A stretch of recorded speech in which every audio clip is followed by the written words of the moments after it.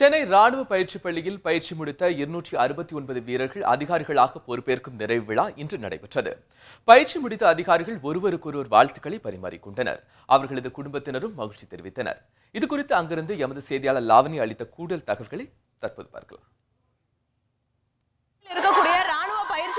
பயிற்சி முடித்திருக்கக்கூடியவர்கள் இன்று அவர்களுக்கான நிறைவு விழா நடைபெற்றது. இந்த நிறைவு விழாவில் இந்திய குடியரசுத் தலைவர் பிரணாப் முகர்ஜி, தமிழக ஆளுநர் வித்யாசாகர் ராவ் ஆகியோர் பங்கேற்றிருக்கிறார்கள். இந்த பயிற்சியை பொறுத்தவரையில் இன்று நிறைவு பெற்றிருக்கக்கூடிய விழாவில் மொத்தமாக 269 பேர் பயிற்சியை முடித்திருக்கிறார்கள். இதில் 217 பேர் இந்தியாவை சேர்ந்த ஆடவர்கள், அதே போன்று இந்தியாவை சேர்ந்த 32 பெண்கள் பயிற்சியை முடித்திருக்கிறார்கள். அதே போன்று இந்த பயிற்சியில் தான் மற்ற நாடுகளை சேர்ந்த, அதாவது குறிப்பாக ஆப்கானிஸ்தான், பூட்டான் உள்ளிட்ட பல்வேறு நாடுகள், இந்தியாவுடைய நட்பு நாடுகளை சேர்ந்தவர்களும் தங்களுடைய பயிற்சியை முடித்திருக்கிறார்கள்.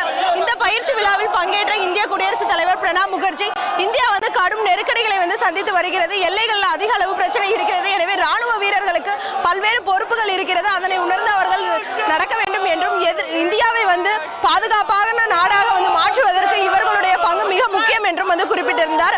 அதே போன்று இந்த நிறைவு விழாவில் தங்களுடைய ஒரு வருட பயிற்சியை முடித்து தற்பொழுது அவர்கள் அதிகாரிகளாக பல்வேறு பகுதிகளில் இந்திய ராணுவத்தில் பொறுப்பேற்க இருக்கிறார்கள்.